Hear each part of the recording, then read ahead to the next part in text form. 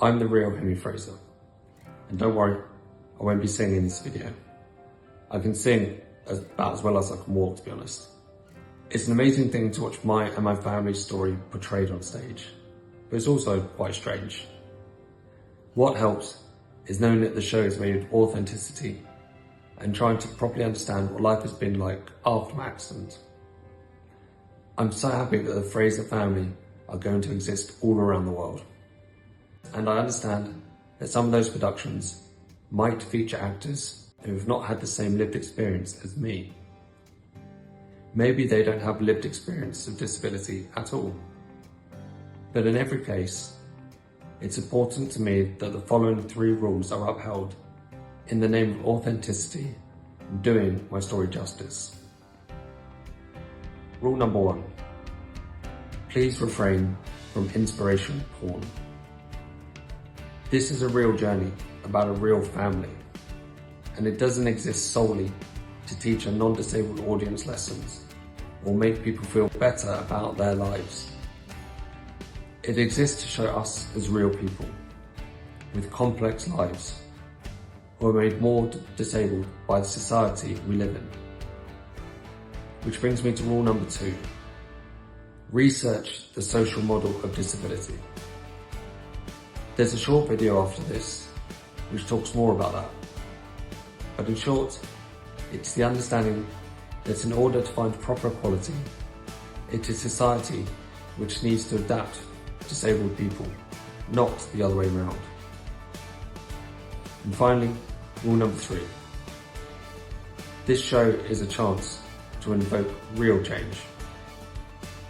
There may not be a disabled performer playing me or Agnes, or anyone else in your production, but hopefully in 5-10 years' time, there will be.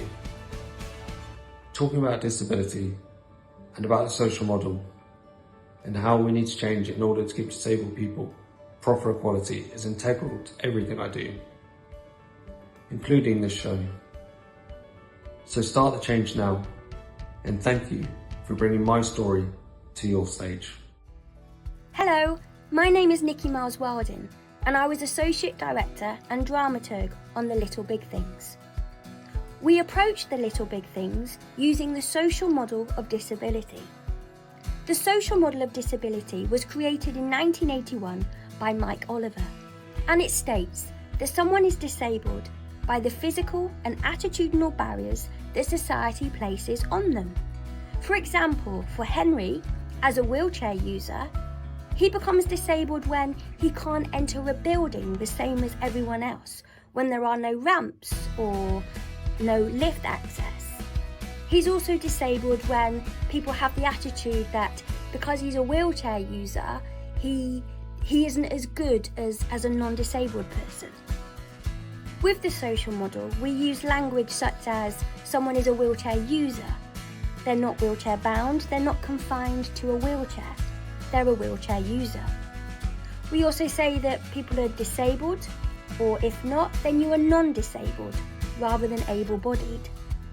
We would also say that someone has a physical or mobility impairment rather than a physical disability. The best example of social model in The Little Big Things is Agnes's speech when she talks around focus on what people can rather than what they can't do. And also how Andrew, Henry's dad, takes the stylus and adapts it using Henry's mouth guard. That just shows that he isn't changing Henry, he's changing the stylus to fit Henry. The world in which we live today focuses a lot on the medical model of disability, where it's all around changing the person to make them fit into society. Disabled people don't particularly like this, as it makes us feel like we're the problem. With the social model, it's about flipping it, that actually it's society that prevents us from living a more equitable and equal life.